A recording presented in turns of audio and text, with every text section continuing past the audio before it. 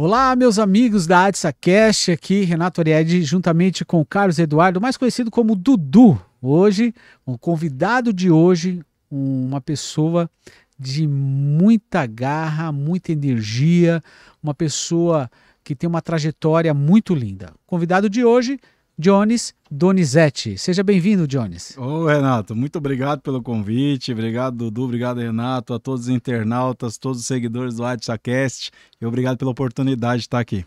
É muito bom tê-lo conosco, a todos os nossos internautas aí que estão conectados. Encaminhe para mais algumas pessoas, vocês que estão conectados, porque a entrevista de hoje ela é emocionante.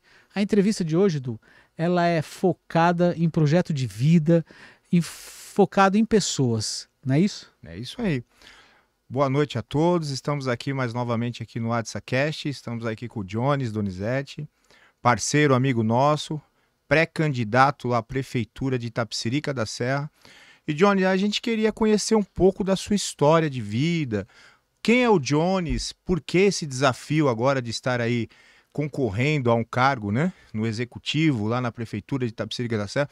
Conta um pouco para nós, Jones, da sua vida, para a gente conhecê-lo melhor. Ô, Dudu, eu falo que o Jones é um menino simples, cara, da periferia, igual milhões aí, né, dessa nossa periferia de Brasil afora. E viemos de uma família bem sofrida, né, a gente sempre fala isso, de uma família que passou por muita dificuldade. Então hoje, chegar onde nós estamos chegando e viver o que nós estamos vivendo já é assim um grande milagre aí da parte de Deus para nós. A gente acredita muito que as mãos de Deus nos trouxe até aqui, né? A gente veio, sou filho de uma família de 4 irmãos, né?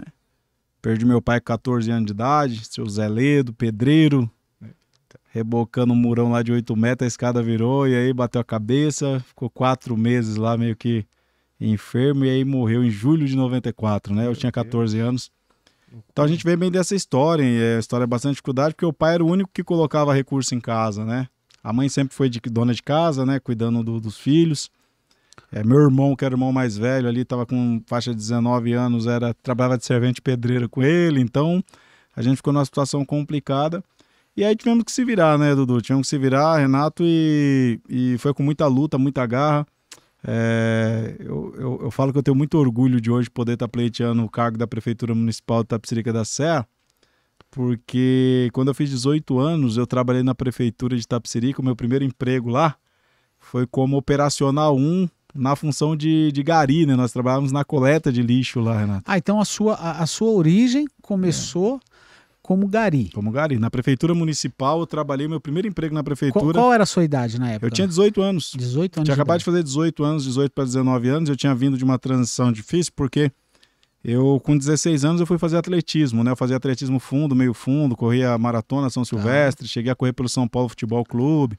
E eu tinha um empresário de Itapecerica da Serra que me patrocinava, ele me dava ali um salário mínimo por mês. Então aquilo me dava a condição de treinar de manhã e à tarde, eu fazia só aquilo. E aí, quando eu fiz 18 anos, já estava passando a categoria juvenil, ele encerrou o contrato de patrocínio e aí nós não tínhamos como dar continuidade. Nós pagávamos aluguel, então ajudava com aquele dinheiro, ajudava a pagar o aluguel em casa. Eu tinha que arrumar um emprego urgente, né? Porque aluguel não espera.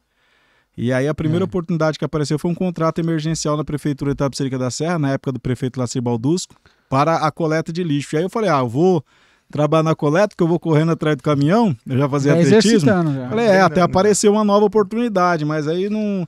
Depois de sair, aí as coisas começaram a complicar muito, veio uma doença na pele, psoríase, acho que o ambiente ali, né, a psoríase parece que ela é meio emocional, aí já misturava com aquela situação do lixo, aí foi uma situação complicadíssima que nós passamos, mas em 98 e 99 eu comecei, meu primeiro emprego na prefeitura foi como gari. A sua história de vida, a história de vida do Jones, é uma história que é da maior parte da população brasileira, como um todo, né? Principalmente da cidade de Itapecerica da Serra, porque a cidade de Itapecerica é uma cidade que é muito carente. Como que é a questão da demanda, da juventude? Porque você falou da sua juventude, a juventude de Itapecerica, como que é?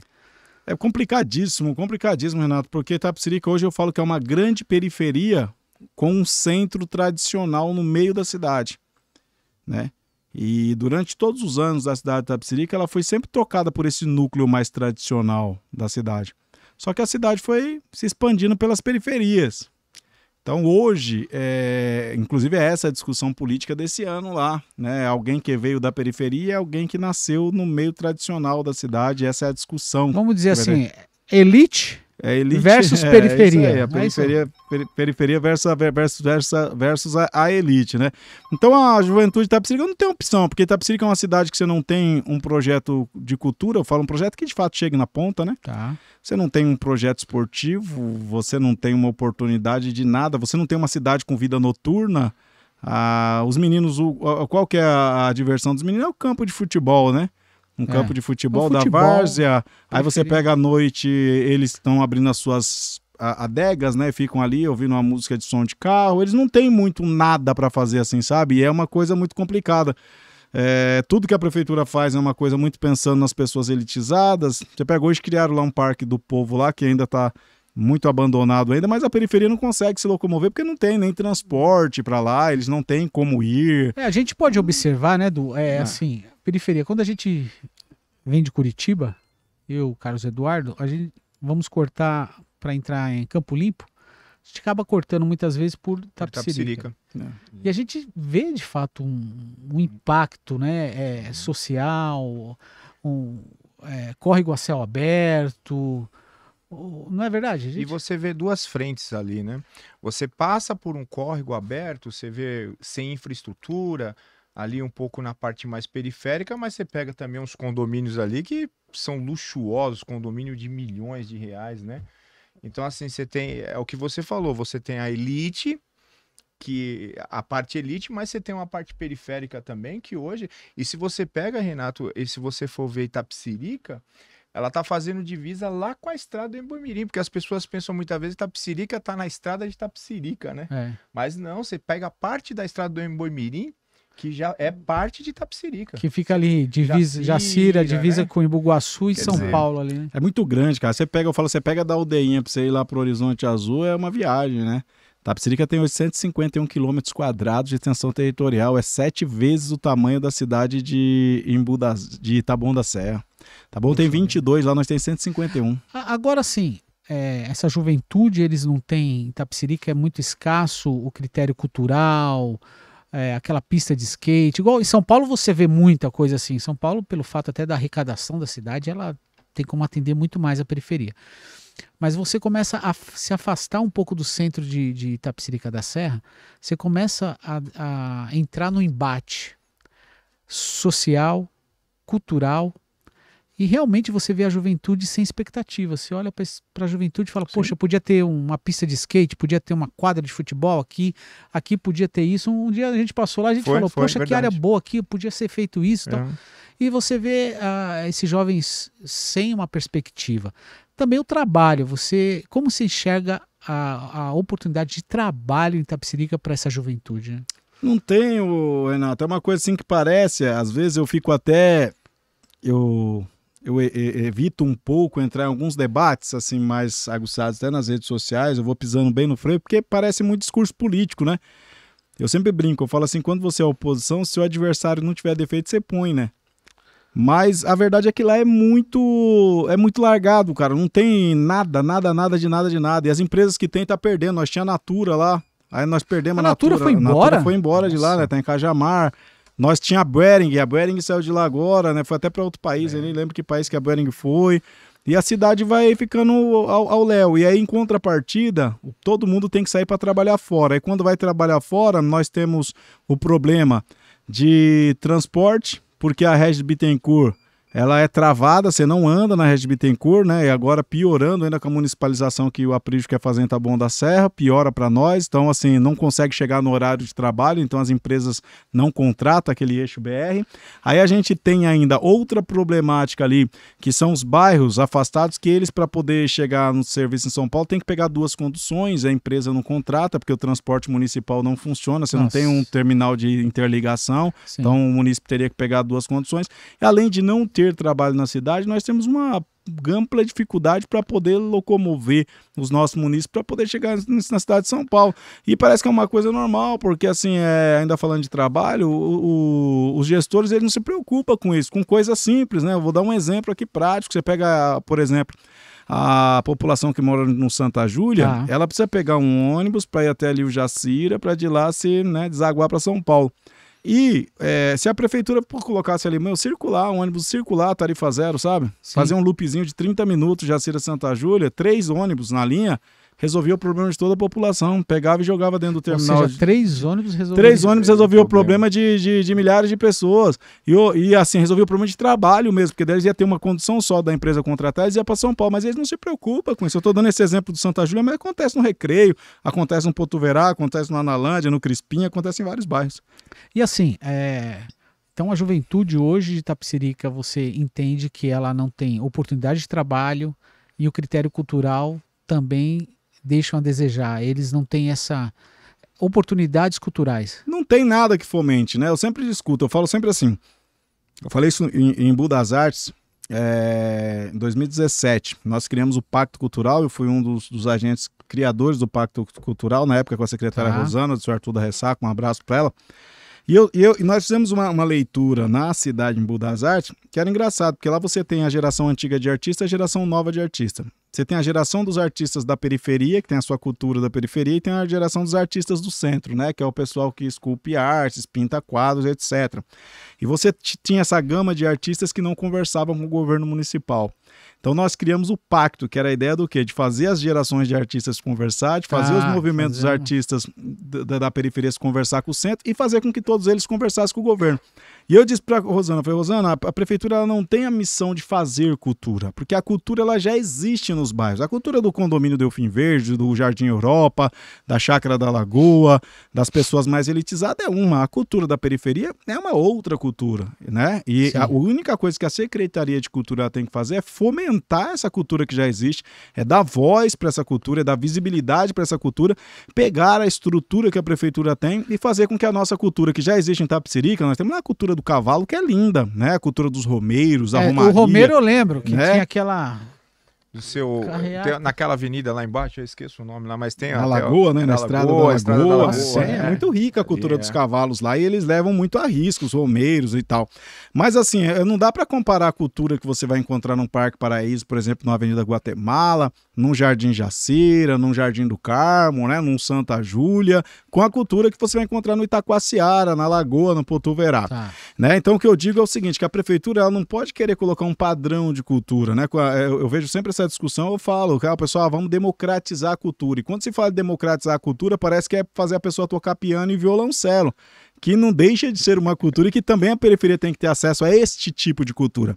Mas a periferia ela tem a cultura dela própria, que é a cultura do hip hop, a cultura do grafite, né? A cultura dos meninos que dançam o seu break, a cultura do pessoal que curte ali um rap, um samba, um pessoal que tem a sua forma de expressar a sua forma cultural e que não pode morrer essa forma cultural. O Estado tem que garantir o desenvolvimento dessa cultura desde que não prejudique outros. Desde que não prejudique outros, é isso que eu penso. Então, assim, a gente precisa entender, eu falo assim, que a prefeitura ela tem que entender a sua população e administrar para todos, né? Sim. Entender a cultura periférica como uma cultura que tem que ser respeitada, e você vê aí hoje movimentos como o movimento dos MCs, o movimento de DJs, do trap e de tantas outras formas que ganhou o Brasil, né? E são as músicas hoje mais tocadas nos streaming que tem. E a gente precisa dar acesso para que essa periferia tenha acesso também à cultura um pouco mais elitizada, da musicalidade, da música mais fina, da orquestra, não é? A gente precisa fazer com que isso. Então eu acho que é um trabalho que só vai acontecer quando você vem de base, né? A gente precisa vir de base. A gente entende na pele isso, a gente entende, a gente quer ser representado nisso. Então eu tenho travado uma luta muito grande, porque para mim é muito fácil eu, por exemplo, hoje vestir uma capa. Hoje o Jones tem alguns conhecimentos que muita gente da minha comunidade não tem, e eu querer me elitizar e me afastar das minhas raízes, né? E eu tenho mantido, tenho levado isso nas discussões, eu tenho ainda falado que eu ainda sou o negrinho da periferia que escuta Racionais MC. E eu falo isso, a gente criminaliza muito as músicas que são da periferia, a gente criminaliza muito. Hoje um cara que quer ser um prefeito de uma cidade não pode falar que ouve Racionais MC, senão as pessoas já acham que ele é bandido. A palavra, assim, a mensagem que é dada na poesia, que querendo ou não, a música, ela é de acordo com a localidade. Com a localidade, né? o cara canta a realidade dele, né? Então ele expõe isso. Isso muito nos Estados Unidos tem muito isso. Exatamente. E o Brasil acabou adotando isso aí, né? É uma coisa muito assim, local e que acaba atingindo vozes a todo o Brasil. Todo o Mas Brasil. interessante também que assim, poxa, você acabou de dizer para nós aqui que, primeiro, o jovem de Itapecerica não tem oportunidade de emprego. O jovem de Itapecerica não tem espaço na cultura. E a educação? Como que é a educação de Itapecerica? Explica um pouco mais. Eu falo assim, que a educação de Itapecerica, eu acho que a educação básica do Fundo 1 ali, Fundo 2, ela ainda está meio padrão do que é a região. Não é uma coisa que está muito aquém, não. Eu acho que existe algumas coisas que tem que ser feitas, de valorização de profissionais, de reformas de estruturas, né, de kit de escolar e material que eles não entregam constantemente, mas ela ainda conversa com as outras regiões. Mas quando você passa, por exemplo, para o ensino médio, quando você vai para o ensino médio, você vai para o curso técnico profissionalizante, aí é um caos, é um deserto, porque nós temos as escolas do estado em Itapecerica da Serra que são caóticas, as escolas estaduais caóticas. Eu passei em frente uma esse dia, deu dó. Deu dó. É o famoso porcino. E então, você vê largado lá, né? Porcino, asa branca e tantos outros. A minha filha, por exemplo, ela estudou, a Kézia, a Jones está aí com a gente aí. Ela estudou no Fundo de Itapecerica, no Fundo 1, Fundo 2. E quando ela foi para o... E menina inteligentíssima, assim, sabe? Acima da média. Ela tirou 40 notas em um ano, 36, 10 e 4, 9.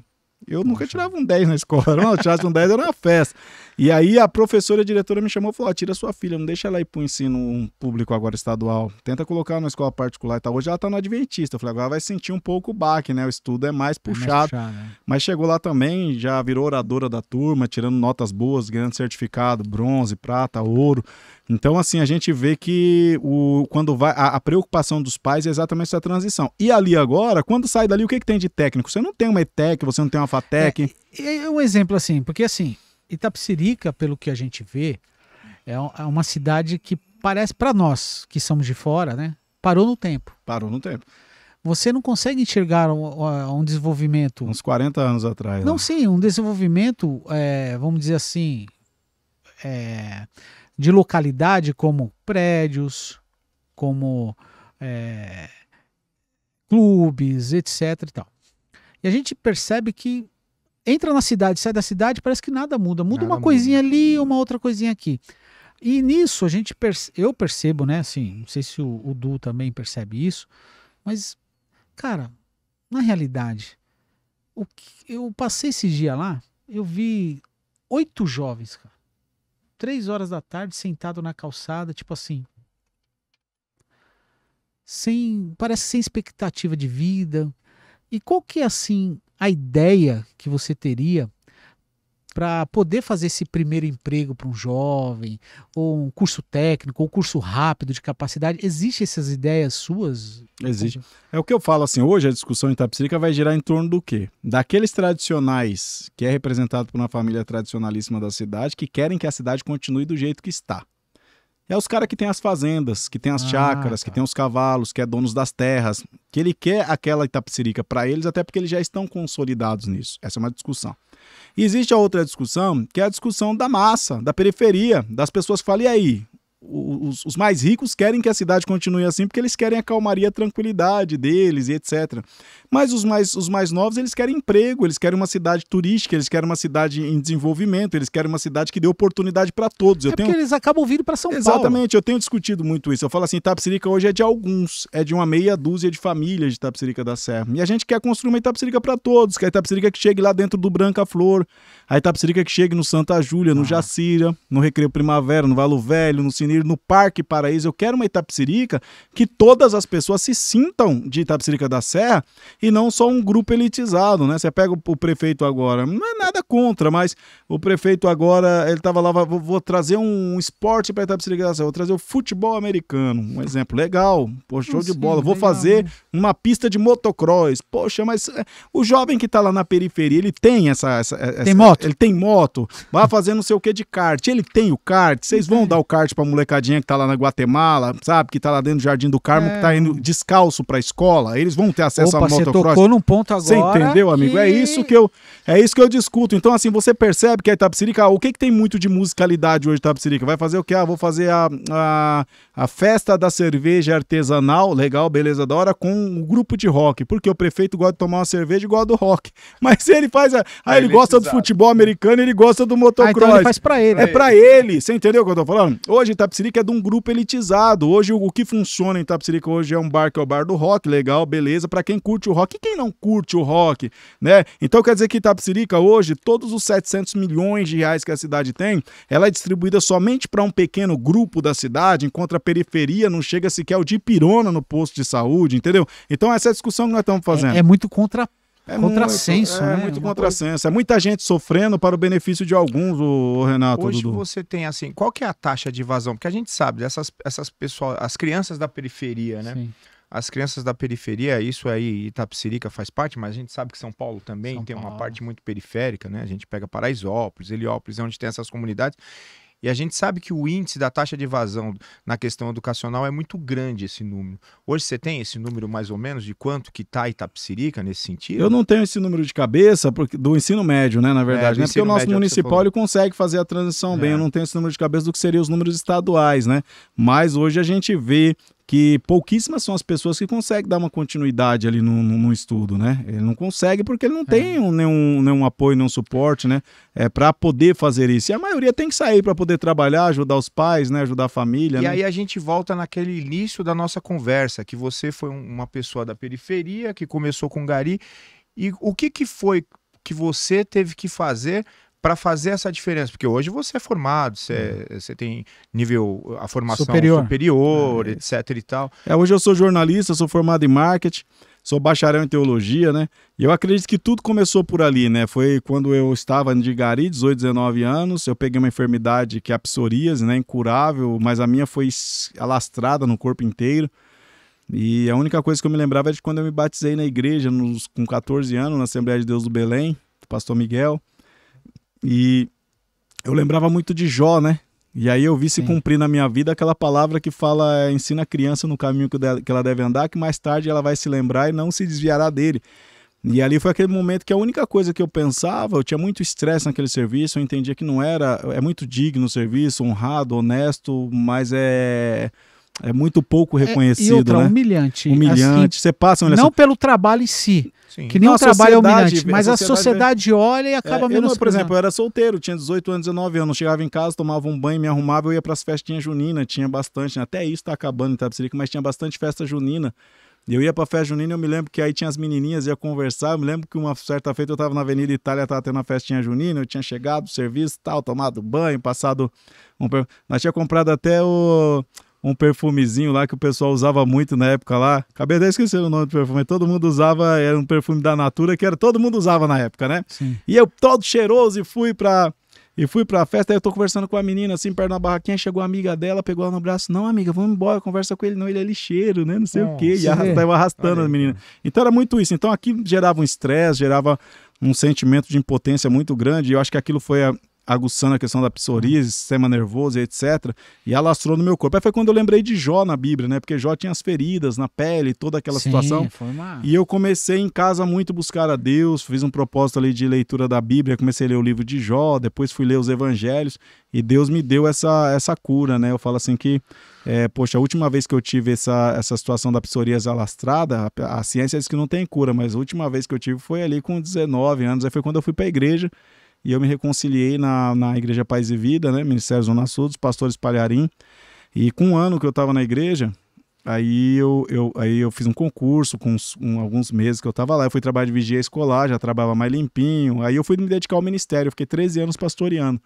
Então esses 13 anos, dos 20 anos aos 33 anos que eu fiquei pastoreando, foi aonde eu acredito que Deus conseguiu ampliar muito a minha mente, que eu li muito, eu estudei muito, eu fui fazer teologia, e aí eu pregava, eu ministrava, eu gostava de dar estudo, eu era muito apologético, eu gostava de discutir as linhas teológicas, e aí a minha mente foi abrindo, foi expandindo aí. Então a grande transição que eu tive na minha vida, principalmente na questão cultural, educacional, foi na igreja que me deu essa base, ler a Bíblia 4, 5, 6, 7 vezes, e a gente começou a buscar o entendimento, né? Então aí eu acredito que Deus começou a minha preparação acadêmica para isso. Você vê que interessante, a igreja, ela se faz presente na periferia.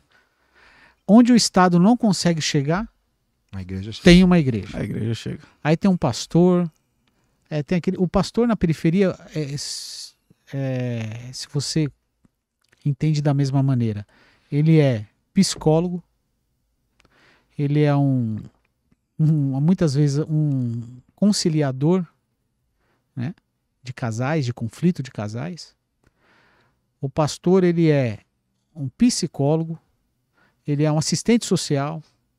Pastor, tudo recai sobre um pastor. É um membro que está na igreja, um jovem que está ali passando uma situação, vai no pastor, porque o pastor acaba tendo um papel fundamental. E você se deparou com algumas situações dessas? Muitas dessas. Eu cheguei na igreja em maio, em junho, comecei a fazer uma peça teatral com jovens, conheci a minha primeira esposa, a mãe dos meus filhos lá.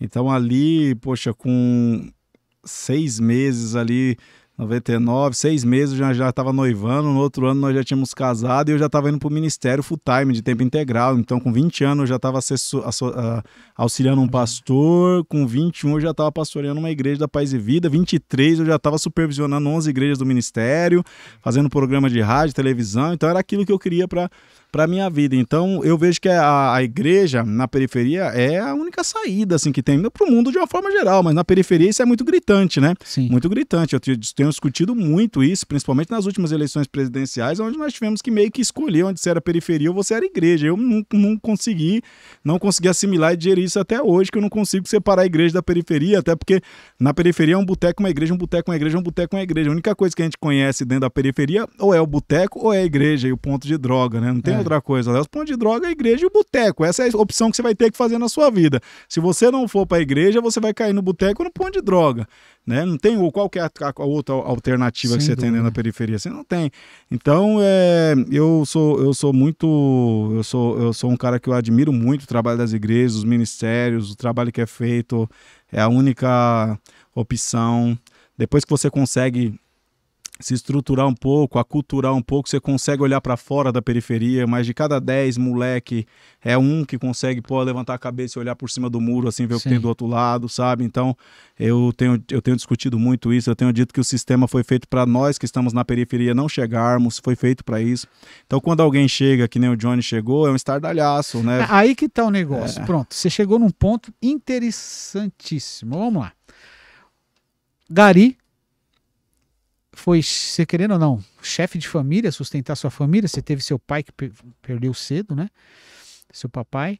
Aí você assumiu o papel de casa, cuidar da família, trabalhar e ir crescer. Depois se tornou pastor, estudou. E agora você está num patamar como pré-candidato a prefeito dessa cidade que você mora, né? Você cresceu também. E aí você vem agora na luta de boxe, a gente chama de round, né? Tá num round. Você tá os caras que sempre estiveram no poder e você que chegou agora. Como é que como lidar com esse conflito e também com acusações infundáveis? Porque a ideia dos caras é preciso acabar com a imagem do fulano. Isso aí. Então vamos levantar a mentira. Como que se lidar com isso aí? É assim, eu também sou do marketing, a gente estuda um pouco de marketing político e a gente entende que existe uma estratégia por trás de tudo isso, que é o assassinato de reputação, a desconstrução de imagem. Eu tento sempre fazer uma leitura muito técnica. No meu caso, eu tento sempre vacinando as pessoas, mostrando que essa é uma tática da velha política, da política suja, mas os caras pegam pesado, né? Eles são assim, eles estão sem escrúpulo, tudo né? Pelo poder, não se preocupa com família, não se preocupa com nada. Graças a Deus, meus filhos, tá? Minha filha Kézia Jones tem 15 anos, meu filho Johnny Jr. tem 21 anos, eles conhecem muito da minha vida, mas muito mesmo, assim, tudo sem segredos e de erros e acertos. E a gente é uma família que conversa muito, sabe? A minha família é muito construída em cima da conversa. Então a gente em casa não se abala muito, a gente entende tudo muito tecnicamente. Estão fazendo isso porque eles querem ganhar a prefeitura, né? Mas dentro da cidade você precisa fazer um trabalho, as pessoas precisam ser orientadas, que esses caras fazem de tudo pelo poder. E para mim tem algumas coisas que pesam, né? Eu sou negro, né? Eu sou um negro e eu sou um negro mesmo, um Sim. negro que veio da base, um negro que veio da periferia.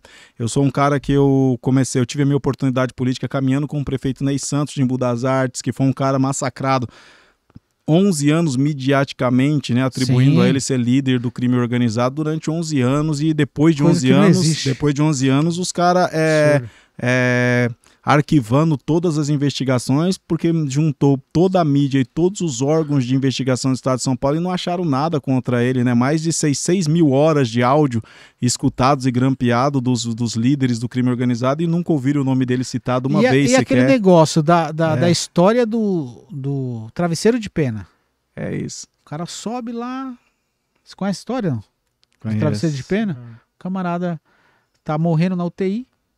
Um amigo tinha levantado uma calúnia muito forte, ele chegou a parar na UTI. Um amigo, entre aspas. Né? Aí, quando soube da notícia que ele estava morrendo, foi visitá-lo. Chegou lá na UTI, olhou e disse: eu vim aqui pedir desculpa daquilo que eu falei sobre você. Aí ele olhou para o outro e disse assim: você está perdoado, mas faz o seguinte, pega esse meu travesseiro de pena, vai na janela, rasga e joga. Depois você desce o elevador, busca tudo lá embaixo e coloca de novo na fronha do travesseiro. Não tem como. Não tem como. Então as pessoas jogam de um sentido muito baixo e acaba pegando pessoas inocentes e influentes para retransmitir, mas não tem a coragem de dizer, falar, ó, eu tô falando isso. Não fala. É eu que tô levantando porque eu tenho prova. E não tem, joga na mídia e deixa como que tá. E vira aquele boato, né? Eu esse dia comentava com meu filho, eu tava assistindo o documentário do Albert Einstein, né? Quando ele sai de lá da Alemanha nazista, ele vai lá pra Inglaterra, etc. E ele defendia a tese da relatividade, aquela coisa toda. Sim. E aí chega lá uma pessoa e fala pra ele, fala assim, você sabia que tem muitos cientistas dizendo que a sua tese é infundada? Ele falou, muitos quantos? Aí ele falou assim, mais de 100 lá com o Hitler estão dizendo que a sua tese não existe. Ele falou, então é verdade. Porque se a minha tese fosse mentira, não precisava de muito, precisava de um só. Né? Um só iria desconstruir a tese. Então, quando muito está falando, é porque é verdade, é só boato. Então, eu aprendi muito isso, porque, por exemplo, quando a pessoa te acusa de algo, se aquilo for verdade, ela vai ali na delegacia, na justiça e pronto, acabou a sua trajetória. Principalmente porque nós estamos disputando a prefeitura. Estão falando que o Jones é isso. Porque vai aqui na delegacia aqui e resolve, né? Resolve. Né? Hoje, na comunidade, se fala muito do tribunal do crime organizado, dependendo do que você faz. Então, o crime é quem quer cobrar. Então, tá bom. Então, se é isso, vai lá, leva aqui para alguém do crime, vai cobrar. Então, se o cara tá andando na rua de cabeça erguida, questionando, debatendo, confrontando, denunciando, que é o que a gente faz, o cara tá fazendo isso porque ele é muito certo do que ele fez, do que ele vive, de quem ele é. Sem né? dúvida, então, não tem nem como brincar. Né? Porque nem brincar, porque se de fato fosse verdade e houvesse fundamento, já teria se definido isso, fosse no crime, fosse na polícia, fosse em algum lugar, né? Então eu vou muito nessa linha de Einstein aí. Mas a gente sabe que quando você começa a crescer, ninguém atira pedra em árvore que não tem fruto, né? E a gente sabe que eles estão preocupados, estão desesperados. A gente está furando um sistema que não foi preparado para nós chegarmos. E nós não estamos chegando para ser, como eu digo sempre, catequizado por eles. Porque, na verdade, eu vou morar dentro de um condomínio e os caras querem me catequizar. Né? Você tem que andar assim, viver assim, você desse entendeu? jeito Só falta assim. me pintar de branco, né? Eu falo que só falta eles pegar uma tinta e pintar de branco, pôr uma lente nos meus olhos. E assim, eu já passei por certas coisas que, pô, é vontade de chorar, de você ver, não por mim, porque eu me garanto, eu vou pra rua, Deus me abençoou, eu enfrento todo mundo mesmo, sou pé na porta. Mas e aquele irmãozinho, aquele negrinho que tá dentro da favela, que não tem essa força, que não teve essa estrutura, que não teve a oportunidade de ter um encontro com Deus como eu tive, num momento tão crucial como eu tive também, né? Porque às vezes a pessoa tem um encontro com Deus, ela já tá como? Ela já tá no fim da sua idade, ali buscando, só pensando na salvação. Você teve encontro com ele no momento... lembra do Senhor nos dias da tua mocidade, né? Antes que venham os maus dias. Então, assim, eu tive nesse momento, então foi ali que Deus me transicionou. Então, quando muitos meus amigos estavam na balada, estavam curtindo a mulherada, estavam fazendo tudo o que se faz nesse período, os anos dourados, eu entreguei no altar do Senhor. Sim. E Deus ali me preparou hoje, né, para eu poder estar enfrentando o sistema como eu estou enfrentando, e de frente com todo mundo, e vendo os inimigos virem terem os seus arcos e flechas quebrados, como diz a palavra, e retrocedendo. Porque hoje nós estamos embasados. Hoje eu tenho 2 escolas, que são as minhas escolas, diria 3, né? A primeira é a minha família, que com muita dificuldade sempre me deu muita base, né, do que é certo e que é errado. E a comunidade, onde eu aprendi a ser homem dentro da comunidade. Ou aprende. E a igreja que me ensinou os princípios, né, que a gente carrega para a vida inteira. Então me sinto muito preparado. E aí a quarta agora, que eu falo que é a pós-graduação, a minha Harvard da política, que foi 8 anos ao lado do Ney Santos em Budas Artes, aprendendo a fazer política pública. Você foi secretário lá, né? Fui coordenador da campanha dele, chefe da equipe de transição, né, do governo, e depois eu fui secretário de Tecnologia e Comunicação, depois secretário de Trabalho, Emprego e Renda, depois secretário de governo e por último, chefe de gabinete da deputada Eli Santos em Brasília. Pra você ver, é uma trajetória, muita experiência, né? Não é? Sem dúvida. Dentro desse contexto que você estava comentando agora, sobre essas fake news, essas conversas que realmente acontecem, qual a sua opinião com relação ao controle das redes sociais hoje, que é a conversa que está acontecendo, né? Isso está muito... Né? Alvoroçado. Alvoroçado, desse controle das redes sociais. Elon Musk agora. Qual que é a sua visão com relação a isso? Eu acho que assim, nós estamos numa transição. Eu acho que ainda a internet precisa de muito controle, não está totalmente, não tem esse controle ainda. As pessoas, por exemplo, esses maus políticos, eles utilizam muito de fake news, né? Então eles disseminam em fake news. A rede social é o que é rede social, né? Você pega, por exemplo, hoje o Instagram, o Facebook, estão atirando rápido, matérias aí com 24, 48 horas estão tirando do ar. Mas e você fala de um WhatsApp, você pega um grupo, por exemplo, local, você tem lá hoje 1000 pessoas dentro de um grupo, você espalha um vídeo com um número fake ali e acabou, destruiu o vídeo, já viralizou. Como é que você controla isso? Então acho que nós ainda estamos muito longe ainda de um verdadeiro controle. O que eu tenho visto muito é uma ditadura judicial acontecendo também, né? Porque hoje você pode tudo, só não pode falar de um determinada ministro, pessoa, de determinada pessoa. Então assim, isso daí tem que ser para todos. Eu acho que os posicionamentos têm que ser para todos. Quer dizer, você pode detonar o vereador, pode detonar o prefeito, mas dependendo de quem você bater, os caras vão tirar sua conta do ar, cara. Então, eu acho que tem muita coisa ainda para se discutir, mas eu vejo que está avançando, está caminhando, acho que não pode deixar o debate esfriar, mas nós estamos muito longe e muito aquém do ideal. Porque nós temos o Código Civil que ampara. Se eu falei mal ou levantei uma fake news contra ti, contra você, não importa, existe o Código Civil que você entra com uma ação de conhecimento, de danos morais, materiais, etc. E vamos discutir na justiça. Ok. E aí eu provo aquilo que eu falei, se realmente eu tenho, se eu não tenho, vou perder o processo e vou indenizá-lo. Ponto. Agora, o que acontece no mundo virtual também tem um lado da irresponsabilidade de muitas pessoas, que falar o que quer nem sempre é coerente à fala. É isso aí. Então eu tenho também que ter a responsabilidade na minha fala.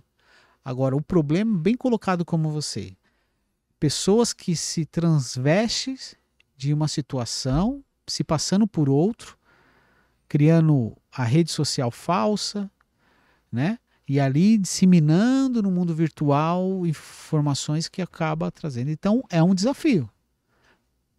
Primeiro desafio, identificar de fato quem foi que propagou. Existe um negócio que nós chamamos, no mundo virtual, chamado blockchain. O que é o blockchain? Ele nada mais é que ele dá a raiz, é uma ramificação de tudo como vai andando aquela moeda virtual, um exemplo. Exatamente. Quando você compra uma moeda virtual, você comprou ali, comprou de alguém. Então, ela cria o lastro. O desafio maior do mundo virtual é esse. É saber que aquela notícia, onde iniciou, por quem iniciou, qual IP iniciou. Então, o desafio maior. E qual proporção que ela teve em sua árvore de informação, chegando até onde? Exatamente. E que devia ser uma coisa extremamente rastreável. Vou te dar um exemplo. Hoje você pega, eu quero fazer um fake news aqui do Renato, eu vou pegar um chip, eu vou registrar esse chip no nome de alguém. Eu não vou pôr no meu nome. O que eu preciso para registrar esse chip? Um CPF. Um CPF é um nome que eu pego aqui na internet facilmente. Mas por que para eu abrir a conta bancária eu preciso fazer o Face ID, eu preciso tirar foto, mandar documentação e para registrar um chip não, que com chip na mão hoje no WhatsApp eu entro em todos os grupos e dissemino entra no banco. Não, entra no banco. Não é? E entra na conta do banco. Então aqui eu falo para você, eu acho que existe hoje já muitas ferramentas, a gente precisa discutir isso aí com uma seriedade, eu não acho que que deva ser segmentado, por exemplo. Poxa, você imagina se o Alexandre Moraes passasse por 11 anos de acusação midiática com Bandeirante, Rede Globo, Rede Record, como o Ney Santos passou, e depois acabou, não, ele é inocente. Arquive os 11 anos da vida do cara. Não, E o que o cara foi chamar de bandido? Né? Então, assim, eu tava com ele na Avenida Paulista uma vez, o Datena entrando no ar, falando: Ney Santos acaba de fugir pro Paraguai. E nós tava na sala do advogado. Ele começou a chorar, cara. Ele baixou a cabeça e começou a chorar. E a Bandeirantes passando, mostrou o avião que ele tava fugindo. Aí, na hora, Deus me deu uma luz, assim, eu falei: puxa, nós todos chorando, porque nós já tava, né, num ambiente... 2010, isso, eu lembro. Aí nós fomos, assim, na janela, eu fui na janela, porque eu tinha Paulista, os prédios, tudo, fiz um ao vivo, entrei ao vivo nas redes dele, então. E aí filmando ele aqui e tal, e desmentindo. O Datena ao vivo na Band, falando que ele tava fugindo, eu ao vivo nas redes sociais. E se não tivesse a rede social? Se não tivesse a rede social. Entendeu? Então, assim, por isso que em Embu das Artes a gente conseguiu contornar muito bem. Ele é um cara querido, é um cara que foi eleito com 79% dos votos, reeleito com recorde de votação. E hoje ainda tem mais 75% de aprovação no fim do segundo mandato. E os 3 prefeitos que ele está apoiando na região, Engenheiro Daniel em Itabuã, Hugo Prado em Embu das Artes, Jones Donizete Itapecerica, que está em primeiro lugar nas pesquisas. Então, mas por quê? Mas foi uma resiliência muito grande, muito sofrimento, muita lágrima. Então eu faço sempre esse comparativo, né? Por exemplo, isso aconteceu com o Ney. Mas, por exemplo, uma fala que se dá aqui contra o ministro, ele tem uma outra repercussão. Claro que o ministro está lá em cima, mas eu ainda sonho, não sei se é uma iguais utopia, perante a lei, né? Que todos de fato sejam iguais perante a lei, e hoje ainda a gente não consegue fazer essa leitura, mas acredito que nós estamos caminhando. Se Deus quiser, vamos chegar lá. O Brasil ele tem muito ainda que se adaptar a essa os problemas vão surgindo e as soluções também. Então, assim, agora, Itapecerica da Serra é interessante que é muito arborizada, é muito mata, muito área verde, né? Existe uma proteção ambiental muito forte na região. Como controlar isso ao que se refere a futuras invasões, né? Que tem muitas invasões, pessoas não têm, acabam invadindo. Isso traz um crescimento desestruturado de uma cidade. Como você vê organizar isso e o método que você poderia nos dizer pertinente aproveitar essa área verde? Um exemplo, crédito de carbono, existem essas ideias que poderiam ser aplicadas nessa cidade? Eu acho que a gente tem que caminhar muito dentro da realidade, ser bem práticos. Acho que a cidade é bonita, é 100% reserva manancial, é 100% reserva manancial, está contente da população, dá para discutir na Assembleia Legislativa a diminuição desse 100% para uns 85%, diminuir um pouco para que a cidade possa também avançar, para que ela possa ter emprego, para que não perca a sua origem cultural, da cidade, das árvores, das águas, que ela tenha a sua proteção ambiental, mas que ela também possa ter um desenvolvimento sustentável para a cidade de Itapecerica, que é o que acho que todos sonham. Essa é uma discussão que tem que ser feita com a pastinha debaixo do braço, batendo na porta de deputado por deputado na Assembleia Legislativa de São Paulo também, né? Não dá, a gente pensa sempre nas gerações futuras e tem que ser, mas não existe gerações futuras se não alimentar a geração presente agora. Se a geração de presente agora se perder nas drogas, se perder no álcool, como está acontecendo, se perder no crime, não existirá também a geração futura. Então, a gente tem que ter isso muito, muito pé no chão. Acho que agora, a gente tem muitos viés que tem que se explorar e que dá para ser explorado em Itapecerica da Serra, tanto na questão turística, que não é explorado, que é uma situação morta, mesmo estamos num eixo turístico absurdo, onde você recebe 30 mil turistas em Embu das Artes fim de semana e você recebe 35, 40 mil em São Roque, né? Você tem ali um eixo de 70 mil turistas fim de semana que você não consegue levar 1.000, 2.000, 3.000 turistas para Itapecerica. Você não leva. Itapecerica não tem nada. Não tem nada em Itapecerica de turismo, né? Então a gente pode explorar muito isso, né? Muita coisa Itapecerica para ser explorada turística, não tem, morto turisticamente Itapecerica. Tem fontes de água lá, tem cachoeira, tem Itapecerica, para você ter ideia, Renata, ela foi a primeira cidade da América Latina a ter uma corrida de Fórmula 1. Saiu do Guarapiranga e chegou em Itapecerica da Serra em 1800 e bolinha. Para você ter ideia disso. Hoje, em Itapecerica, 95% das pessoas não sabem disso. Eu não sabia. Lá em Itapecerica, a gente poderia ter um museu do carro, com uma réplica desse carro na entrada da cidade, para pegar os turistas que vêm de fora, aí, os gringos que vêm no GP aí de São Paulo, para poder visitar onde tudo começou. Você não tem, ninguém nem sabe que isso lá existe. Você pega Itapecerica da Serra, nós temos a réplica do Kinkakuji em Itapecerica da Serra, né? Nós temos Itapecerica da Serra, por exemplo, E eu tenho discutido muito isso, e eu sou marqueteiro. Acho que tem que pegar Itapecerica e pôr Itapecerica no pacote de presente para você vender, criar uma peça publicitária e vender. Embu é das artes, São Roque é do vinho, Varginha é do ET, Itu é da cidade Tudo Grande, né? Olambra é das flores. Nós somos o quê? A única coisa que nós somos conhecidos é pelos radares que tem na cidade, né? Eu ainda brinco porque nós temos uma praça lá muito antiga no centro da cidade, chama Praça dos Namorados. Né? E eu digo assim, você pega, por exemplo, ali no Real Parque, eu lembro quando as noivas se casavam muito tirava fotos. Eu tirei as fotos do meu casamento, que eu casei em Itapecerica. E as fotos que foram pro meu casamento, eu tirei na frente do Real. Do Real Parque. Os padrinhos. Exatamente. Sempre lá era ponto de turismo de tirar foto. Aí você pega, nós temos a maior concentração de chacreiros de casamento do estado de São Paulo, mais de 400 chácaras casamenteiras. 400 chácaras? Eu falo assim, se nós juntássemos só esses pontos, eu já faria ali dentro da minha visão de marketing, dentro de uma discussão. A cidade do amor. A cidade do amor, a cidade das noivas. Você entendeu? Eu colocaria um portal de um coração bonito nas entradas, eu decoraria os postes com aqueles noivinhos puxando um pela gravata do outro, aquela coisa por cima do bolo de casamento. Eu fecho a Major Teles, eu faço um calçadão para vender fundi, pôr música ao vivo, né? Eu ponho uma fonte dos desejos lá no Kinkakuji, para as pessoas irem lá pedir um marido para, né, jogar uma moedinha, pedir marido, pedir noiva, fazer um pedido. Eu começo a vender a cidade. Né? Eu pego um padre Alberto que tem lá, que é com um líder religioso católico extremamente conhecido, faz lá casamento comunitário, junta os pastores, faz casamento comunitário, eu começo a movimentar a cidade. Aí eu faço sempre essa dinâmica. Imagina o casal veio do interior de São Paulo para Embu das Artes, tá ali almoçando naqueles restaurantes gostosos que tem em Embu das Artes, naquela Feira das Artes maravilhosa que tem. Você tem prazer, né? Naquele restaurante garimpo que é tudo de bom, ou indo lá na Casa das Abelhas, etc. Imagina, o cara tá ali, ele passa vendo telão digital assim, a mulher vendo, você está a 5 minutos da cidade dos namorados, aquele portal bonito, uma Praça dos Namorados customizada, com fonte bonita. Isso movimenta economia, isso movimenta arrecadação de imposto, né? Isso movimenta também momentos de comunhão da família, exatamente, né? Até futuramente, igual você, já pensou você chegando com sua netinha, levando, vovô e vovó tirou foto aqui. Tiramos foto aqui. Exatamente. É isso que falta. Você tem coragem de ir lá hoje? Não tem nada, hoje não tem nada, né, Edu? Eu acho que se você parar lá, sai um porteiro já correndo atrás de você e fala, não pode parar carro, entendeu? Aqui. Então eu penso assim, que a gente teria como, a mulher com certeza vai agarrar o marido pelo colarinho, pela gravata, vai levar ele lá, nem que seja para tirar uma foto, para postar no Instagram, ela vai fazer 2 passeios em um, né? Gera emprego. Eu brinco assim, a pessoa vai comprar uma arte bonita, um quadro bonito em Embu das Artes de manhã, vai comer um peixe gostoso e tomar um bom vinho lá na Estrada do Vinho, no São Roque, na Rota do Vinho, e depois vem fazer um filho em Itapecerica à noite, que essa é a cidade do amor, né? Olha que passeio, né? Passeio e num espaço curto. No espaço curto, de 1 hora, 1h30, você vende um roteiro desse na CVC, um pacote que você pega uma família que vem até de outro estado para cá, passeiozinho de 3 dias, 3 dias e 3 noites, a pessoa, né, fica com ali em Embu das Artes, a vida noturna de Embu das Artes é muito agitada, São Roque é uma gastronomia impecável. Desenvolve até o trenzinho, desenvolve, né? Tudo ali para você poder fazer, né? E aí o que eu digo para você, mas não tem ninguém que pense nisso, né? E assim, eu tô falando da questão do turismo, né, de fora para dentro, eu tô falando da questão do lazer internamente, eu tô falando da questão do aquecimento da economia,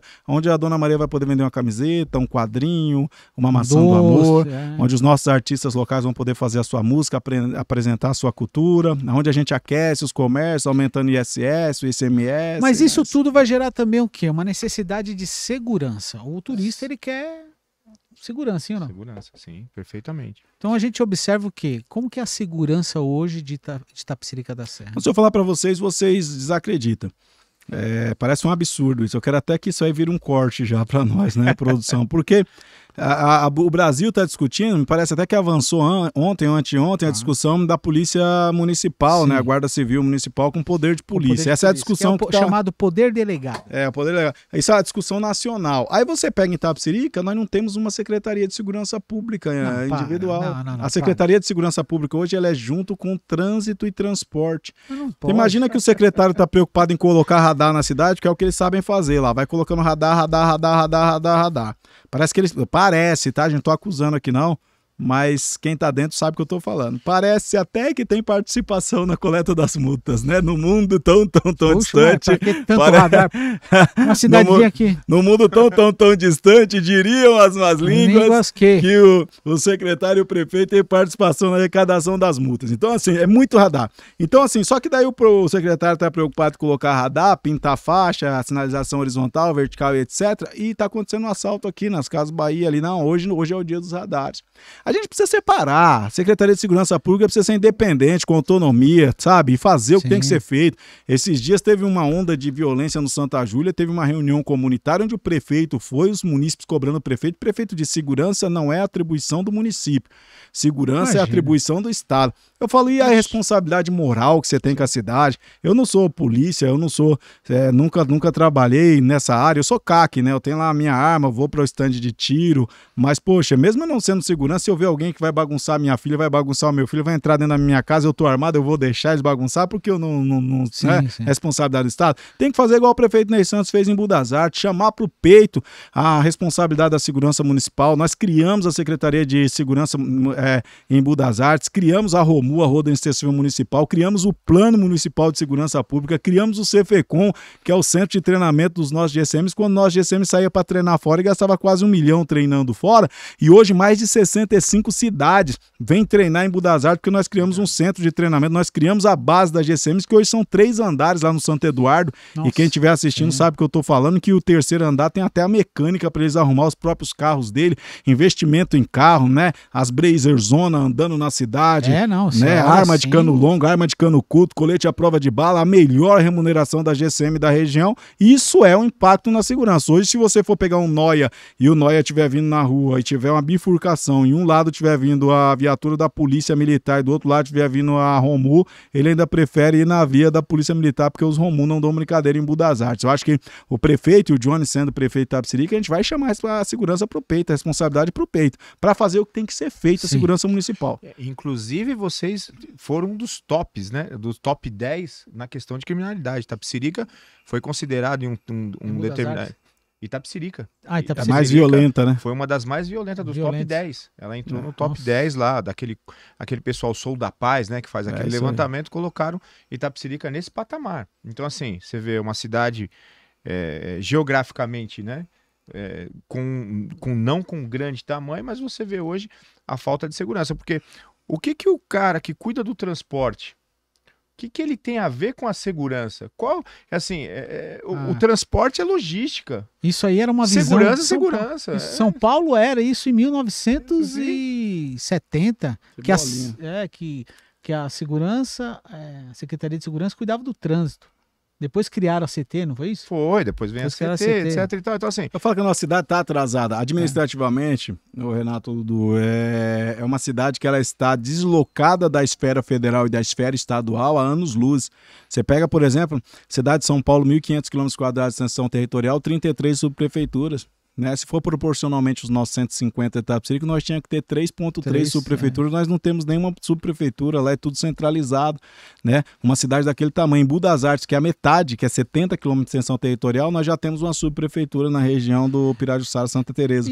E assim, lá... o desafio seu, de quem acredito que você vai ter um grande êxito, mas assim, qual que é a dívida real hoje da cidade de Itapecerica e se ela está apta a receber recursos do governo federal? Então, recentemente, a gente não tem esse levantamento porque é muito camuflado, né? Em Budas Artes, quando nós assumimos, eles falaram que tinha 70 milhões de dívida, quando nós caímos para dentro da transição, tinha 257 milhões, que era metade do orçamento. Hoje, isso você está falando quando você chegou lá em Budas Artes. Nós assumimos em 2017. Lá em Budas Artes. Hoje Itapecerica está camuflado. Está camuflado porque eles não divulgam o valor, mas eu vou te dar um dado aqui que a gente só vai saber a realidade do buraco que Itapecerica está quando nós entrarmos dentro, né? Hoje, para você ter ideia, eles estavam sem a CND, né? Que é a certidão negativa de débitos, impedindo eles de receber recursos. E aí eles mandaram para a Câmara aprovar um parcelamento de 48 meses dessa dívida que eles tinham, tinha para que eles pudessem, a partir de janeiro, começar a pagar. Ou seja, eles fizeram toda a dívida, endividaram a cidade a ponto de deixar a cidade no SPC do governo federal, né, impedindo eles de receber recurso. Hoje, e aí, a Itapecerica está no SPC. Está no SPC do governo federal. Agora eles estão querendo parcelar e jogar a dívida para o próximo prefeito. Que então, é os 4 quem anos. assume assume um carnê do Nacan de 48 meses da incompetência dele, né? Como pode? Então, assim, isso é falta de gestão, né? A incapacidade, muitas vezes, ou proposital ou não, só Deus conhece o coração do ser humano, torna-se as pessoas reféns, porque se falta dinheiro na base de saúde, na unidade básica de saúde, falta dinheiro na segurança. Aí você tocou num assunto interessante, que é assim, poxa, falta dinheiro na saúde, né? Mas como que falta o dinheiro na saúde e aparece 18 milhões de reais na conta da secretária de saúde, a doutora Patrícia? Não, calma aí. Isso aí é muito sério que você está falando.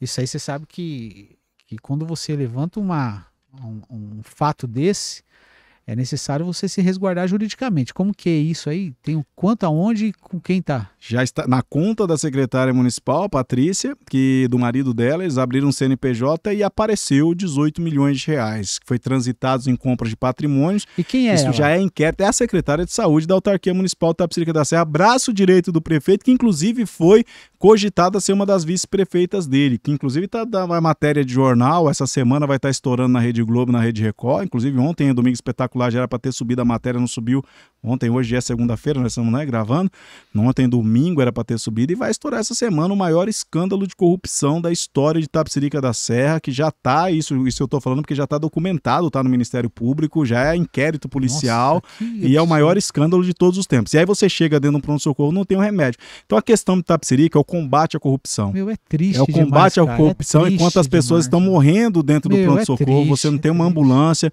e você colocar 18 milhões de reais e você vê que o bandidismo amador, o bandidismo operante, aonde ela pôs um CNPJ no próprio nome dela e do marido dela e 18 milhões vindo. E faltando algodão. A acusação de corrupção passiva é de propina da área da saúde, 18 milhões de reais. A dengue como que está lá hoje? Um absurdo de dengue, né? Acho que como no Brasil de uma forma geral, só que lá a gente vê a contribuição. O prefeito, ele veste uns bonequinhos de Aedes aegypti, não sei o que, e vai para a comunidade fazer política catando bagulho. Só que o próprio governo, ele contribui com a disseminação da criação do mosquito. Quando você pega as piscinas do próprio estádio abandonada, quando você pega as matas perto das escolas, nós denunciamos esses dias no Jardim Sampaio, criando, né? Criadouros dos mosquitos, focos do mosquito. Então ele faz aquele marketing chulo e ruim que eles ainda fazem, mas eles mesmos contribuem para a formação da dengue, que está um desespero. Você não vê um fumaçador na cidade. E 18 milhões na conta. 18 milhões na conta. Eu falo para você, Quantos cara. fumaçador dava aí, hein? Nossa, 18 milhões na conta da secretária da saúde. Então, assim, é um absurdo. E é uma cadeia, né? Porque se um município como Itapecerica não cuida, a zona sul de São Paulo vai sendo contagiada, em Bugaçu vai sendo contagiada. Toda a região. Eu peguei dengue, eu peguei dengue e eu vou falar pra você, absurdo, né? Eu tô até aqui abrindo aqui, até pra respaldar. Não sei se é essa câmera aqui, produção.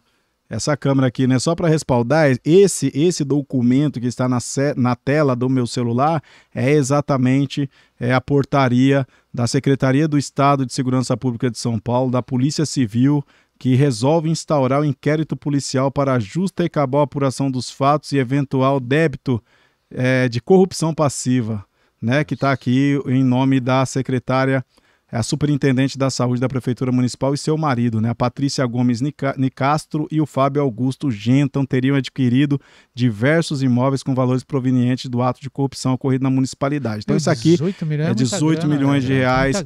Então isso aqui é algo que já está na justiça. Então assim, Renato, o que a gente precisa fazer é começar a levar a cidade com seriedade. Infelizmente, a administração que está lá, a administração que entrou e fez um balcão de negócios dentro da prefeitura da pior maneira possível, né?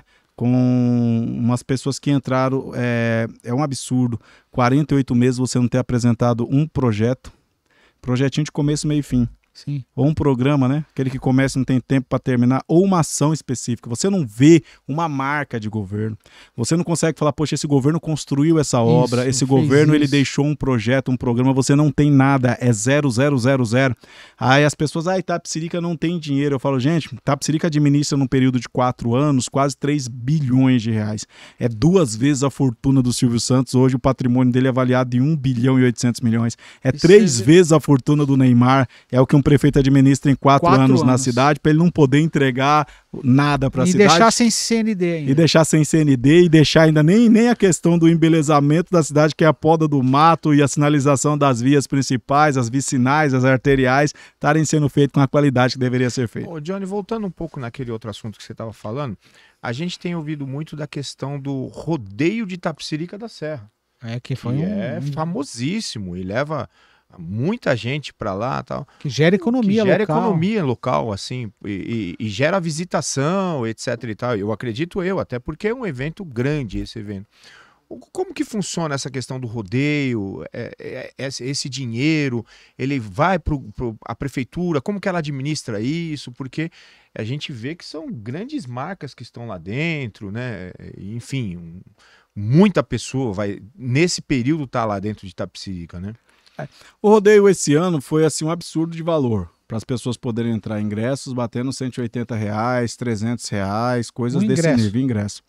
Então, assim, eu vejo assim, eu sempre penso na Itapecerica e digo de novo, Itapecerica é para todos. A gente sabe que tem que ter, digo de novo, um combate ativo de corrupção em Itapecerica da Serra, porque a empresa acaba tendo que deixar os seus pedaços no meio do caminho para a festa acontecer, e aí acaba na ponta sacrificando o munícipe. Alguém paga a conta, e essa conta é sempre o munícipe. Então, nós vamos discutir muito a questão desse rodeio, da forma que está sendo administrado. O rodeio é uma marca de Itapecerica e vai continuar sempre mais forte e muito mais inclusivo. A gente vai ter dias específicos desse rodeio para as pessoas de baixa renda da cidade. Existe uma discussão e estamos discutindo muito até a possibilidade de fazermos as festas gratuitas, se não todas elas, grande parte dela, para que as pessoas possam ter acesso, igual acontece em Budas Artes hoje. Em Budas Artes leva os maiores nomes da música brasileira e não cobra ingresso de ninguém. Você vê que Léo Santana esteve lá agora num mega evento de ingresso gratuito. Então a gente precisa discutir algumas coisas, né? Então, infelizmente, essa empresa que está administrando a Itapecerica da Serra está na mão dessa gestão que acaba sacrificando o nosso povo, e pode ter certeza que o rodeio vai ficar muito melhor em Itapecerica da Serra, porque a gente sabe fazer festa, a gente aprendeu a fazer festa, faz festa de qualidade, só que a gente quer fazer uma festa onde o nosso povo não seja sangrado, nosso povo não seja de fato assaltado dentro de uma festa, dentro da sua própria região, da sua própria região, casa, onde a gente vê muito o estado inteiro vindo para a nossa festa e continua valendo a música do Racionais MC do fim de semana no parque e o negrinho vendo tudo do lado de fora, né? É verdade, é a realidade, né? Bem escrita. E interessante que a governabilidade, quando você foi secretário na cidade vizinha, eu pude perceber ali em Budas Artes que pode ocorrer a mesma coisa que em Itapecerica, que também são a força da cultura gospel. Né? Você vê que o governo de Embu é um governo que atende todos, porque é isso que eu quero que o internauta entenda. Ser governante é você governar para todos, não governar para uma classe de pessoas. Então, você é evangélico, você é servo de Deus, tudo. Você não vai apenas para os evangélicos. Você tem uma visão de gestão que é para todos. Porque quando falta uma maca no hospital, falta para o evangélico, para o católico, para o espírita, para quem é da religião afro. Então, para todos. A falta de vaga na escola, a mesma coisa. Ela não escolhe a religião. Não é isso? E a gente consegue entender que a música gospel na periferia, ela também tem uma força muito grande através das igrejas. Como que você enxerga o terceiro setor, a igreja e as associações como partícipe de uma governabilidade? Importantíssimo, né? Acho que em todos os segmentos, acho que precisa ampliar muito, precisamos dar condições para as igrejas trabalharem as suas associações, virarem creches, virarem segmentos educacionais, culturais. Eu, quando ainda estava pastor em Itapecerica da Sé, 2010, fui um dos fundadores da Marcha para Jesus em Itapecerica da Sé. O primeiro evento colocamos 10 mil pessoas nas ruas. O segundo evento tinha umas 8.500 pessoas nas ruas, 2010, 2011. Então a gente participou ativamente de tudo isso, né? Hoje, infelizmente, a gente vê uma associação pastoral muito politizada, então se tornou uma associação de um grupo político e não da cidade de uma forma geral, como se espera dos evangélicos. Acho que tem que separar muito isso. Acho que cada pastor, cada igreja tem a sua opção política e tem que ter, né? A forma de trabalhar na igreja depende de cada ministério, tem a sua liturgia, mas isso não pode impactar uma conquista tão grande como é a Marcha para Jesus, que hoje está no calendário municipal da cidade. Foi uma conquista feita lá atrás, e hoje você vê a Marcha para Jesus não coloca 1.000 pessoas, não coloca 800 pessoas dentro de um evento com o custo da prefeitura. Então a gente precisa dar uma reestruturada nisso.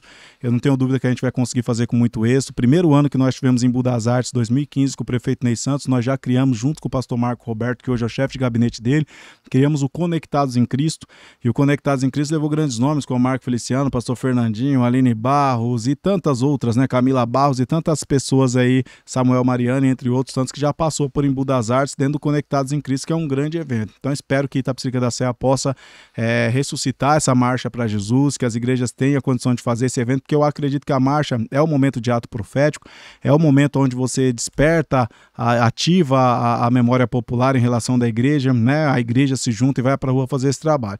E em contrapartida, a gente precisa estender os trabalhos sociais. Eu acho que fazer algumas oficinas de capacitação com as igrejas, para as igrejas entender que elas podem ser a porta para um fundo social na distribuição de alimentos, na distribuição de cestas básicas, na distribuição de cursos profissionalizantes. E a igreja, ela é uma estrutura que ela tem uma máquina na mão que pode fazer o social, né? Isso independente da questão política ou não. A gente tem quantas igrejas, se hoje o Fundo Social, Desenvolvimento Social faz uma parceria com as igrejas, a gente consegue fazer chegar os benefícios sociais em todos, na ponta. E a gente precisa capacitar as igrejas para isso, até para, né, tem muitos pastores que têm o desejo de ter a sua creche, de ter a sua escola, até de ensino fundamental confessional, eles não sabem o caminho, não sabem como fazer. A gente precisa documentar, regularizar as igrejas, criar um departamento lá dentro para ajudar a regularizar o terceiro setor, tanto com as igrejas quanto as associações, quanto os terreiros espíritas que eles têm lá, e todos têm que ter o seu acesso na administração. Eu digo que o Jones Donizete, independente da minha teologia, da linha que eu defendo, do que eu acredito quanto pessoa física, eu digo que a partir do momento que eu pisei na prefeitura, eu sou pessoa jurídica, eu sou um prefeito que eu vou administrar para todos, independente da opção sexual, independente da regra de fé que a pessoa tenha, independente da cor dela, independente da renda salarial, né? E o que eu acredito na minha confissão de fé, eu tenho passado para os meus filhos, é o que eu vou passar para minha família, é a forma que eu vou viver, e eu vou expressar isso com muita liberdade, o que eu acredito. E como prefeito, nós vamos fazer com que cada real de Itapecerica da Serra seja investido nos munícipes todos, independente das suas decisões, das suas opções e dos seus segmentos. A igreja tem que funcionar, a prefeitura tem que funcionar para todos, né? E o empresariado, como eles enxergam você na cidade? Assumindo uma cidade, se assim for permissão de Deus Eu acredito que eu tenho sido mais sabatinado, né, possível. Eu acredito que também o que eles tiveram bastante resistência no começo para entender. O Jones tem sido analisado por todos, né? Empresários, polícia, comunidade, pastores, padres, todo mundo tem. Nós colocamos a nossa vida para ser analisada, erros e acertos. E graças a Deus avançamos muito. Hoje muitos empresários têm vindo com a gente. Os principais empresários da cidade estão chegando para o nosso projeto. Esse fim de semana mesmo nós filiamos vários dentro do nosso partido. Empresários que estão dando a cara. E os empresários costumeiramente eles ficam de bastidor para não sofrer nenhum tipo de retaliação. Mas você vê quem tá Itapecerica não. Eles estão vindo se filiando, levantando a bandeira, né? Quero mandar um abraço pro meu amigo Gustavo Tassi, Marcelo Lima, Danilo Mandu, que essa semana vieram se filiar conosco, né? O Danilo Mandu é proprietário de vários prédios nos centros da cidade, né? As principais padarias, comércios são dele. O Gustavo Tassi é dono de uma meia dúzia de restaurantes aí na Praça das Artes, em Embu das Artes, Papel e Companhia Itapecerica, na Montanha. Então, assim, graças a Deus, Eles têm se chegado, hoje recebi aqui vários telefonemas aqui de empresários das lojas de imóveis em Itapecerica da Serra também, Muito né? interessante. Então, assim, a Casa Elegância e tantos outros, então eles estão se chegando ao projeto por entender que nós temos uma seriedade. E o único que tem discutido uma forma de fazer com que o recurso de Itapecerica da Serra, que são 700 milhões de reais ano, ele possa circular dentro da cidade. É isso que vai fazer aquecer o nosso comércio, que vai aumentar a valorização imobiliária. Se o prefeito tiver esse desejo, ele mesmo valoriza a questão dos imóveis em Itapecerica da Serra, com pequenas travas dentro do memorial descritivo de uma licitação. Eu peço uma representatividade dentro da minha cidade, um escritório, e eu consigo fazer com que a cidade comece a avançar. Infelizmente, Itapecerica hoje pega todo o recurso que tem, manda para fora, é sempre isso. É sempre tirando de dentro para fora, e não tem nenhum projeto de trazer recurso de fora para dentro ou tentar represar o que a gente já tem em questão econômica para que circule dentro da cidade. Então, muitos comércios fechados, placa de aluga-se, de vende-se para todo lado e a cidade é abandonada. E você observa que a cidade ela não tem aqueles prédios comerciais, como este aqui que estamos, etc. Né? Bem, precisa desenvolver muito. Agora assim, para a gente ir para a etapa final, mas eu observo uma necessidade muito grande na região, nesse cinturão entre Embu-Guaçu, Itapecerica, Juquitiba, própria Embu das Artes, esse cinturão mais verde, vamos chamar assim, cinturão verde. Vocês poderiam criar um consórcio futuramente, esse consórcio de prefeituras, e requerer uma universidade federal do agro, né, que venha ensinar não só veterinário, mas ensinar o critério da terra, de plantar, que agora tem uma matéria, fugiu da minha memória agora, do agro, que é uma faculdade específica, engenheiro agrônomo, exato, esse pessoal aí. Acho que seria interessante, porque muitos querem para essa área que está numa evidência de crescimento assim assustadora. E precisa de uma universidade focada nisso, e nada melhor que em Itapecerica. É verdade, não, é uma boa ideia mesmo. Na verdade, eu não vi ninguém ainda mencionando sobre essa questão da faculdade federal, principalmente focada no agro, mas acho que é uma boa ideia pela região, né, pela cultura que a região tem. Mas eu acredito que falando na questão do convênio, essa é a eleição onde a gente fala de 3 cidades e onde os 3 líderes são do mesmo grupo político e estão em primeiro lugar nas pesquisas. Eu fico sonhando com a vitória do engenheiro Daniel no Taboão, do Hugo Prado no Embu Jones Donizete em Itapecerica, porque vai nos possibilitar diversos convênios, né? Como você acabou falando da faculdade, eu conversei com ele esses dias, por exemplo, de nós montarmos, né, via Conisud, se as outras cidades quiserem ou não, se não pelas próprias 3 cidades, um convênio de telemedicina, onde a gente hoje está se usando muito. Você coloca uma bancada de médicos de todas as especialidades, eles ficam dentro de um escritório. E funciona, viu? Funciona. Porque o médico da ponta, que é o clínico, que a prefeitura consegue custear, mas de repente a prefeitura não tem o geriatra lá na ponta, né? Um urologista e tantas outras especialidades. E aí ele clinica, faz o exame encaminhado para ele lauda o exame e devolve para o clínico na ponta. Essa bancada funcionando aí 24 horas, atendendo as 3 cidades, a gente consegue diminuir o custo para ter esses profissionais, fazer esses profissionais chegar na ponta, lá na UBS do Jacira, do Santa Júlia, né? Lá do Recreio, onde o pessoal não ia conseguir ter de fato esse tipo de atendimento no local, né? Então, eu conversei muito com o Hugo Prado sobre isso também. Acho que é uma matéria que a gente vai avançar bastante, e a gente custeando, cada prefeitura custeando uma parte, não fica tão pesado, e a gente consegue colocar esses profissionais à disposição da nossa população. E assim, estamos indo para o final do nosso podcast, mas eu queria que você deixasse uma mensagem a todos os moradores de Itapecerica da Serra. Você olhe para aquela câmera e deixa uma mensagem. Quem mora em Itapecerica é? Itapecericano. Itapecericano, olha aí. Itapecericano. É isso aí. Bom, primeiro agradecer ao Renato, agradecer ao Dudu, agradecer toda a produção, né, do WhatsAppCast, agradecer ao pastor Galdino por toda a oração, por toda a intercessão e por toda a oportunidade que tem nos dado.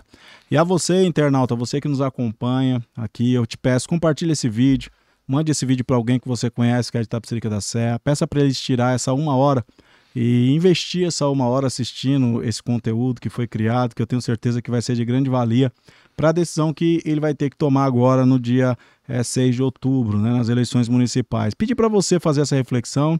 Nós não estamos em período de pedir voto, não podemos legalmente, juridicamente, mas eu posso te pedir para fazer uma reflexão. Tem 4 projetos sendo discutidos nas ruas de Itapecerica da Serra. Um é do atual prefeito, o outro é do ex-prefeito que foi 4 vezes prefeito na cidade, e o outro de uma família que já está há 40 anos no poder público, na administração de Itapecerica, e o outro é o nosso. E a decisão que vamos ter que tomar é uma: se vamos dar o segundo mandato para esse atual prefeito, se vamos dar o 5º mandato para esse prefeito, se vamos dar o 11º mandato para essa família que já tem há mais de 40 anos, ou se vamos dar uma oportunidade para Jones Donizete administrar essa cidade, poder trazer um pouco da experiência, do amor, da história de vida, de superação, de resiliência que nós temos, e fazer com que Itapecerica seja uma cidade para todos, para atingirmos desde aqueles que são os tradicionais da cidade, que ajudaram a construir essa cidade, os comerciantes, os empresários, mas também fazer com que essas políticas públicas cheguem na ponta, chegue lá na Dona Maria, no seu Zé, que está lá na periferia, no cantinho da cidade esquecido, tá bom? Então que Deus ilumine o seu pensamento, obrigado por nos acompanhar aqui e Deus abençoe. Então é isso aí, Du. Obrigado, viu? Dudu, Carlos Eduardo, mas a gente chama ele de Dudu, com muito carinho. É isso aí. Muito obrigado pela sua participação, suas considerações aí. Agradeço você, agradeço o pastor Galdino Júnior, a nossa equipe de técnica que está aqui nos atuando, você, Jones, por a correria que a gente vê que você está lá, largar o seu tempo lá para estar conosco aqui, né? Para a gente falar um pouco de Itapecerica, para a gente conhecer um pouco da história de Itapecerica e conhecer um pouco da sua história. Muito obrigado, estamos à disposição, é o que precisar.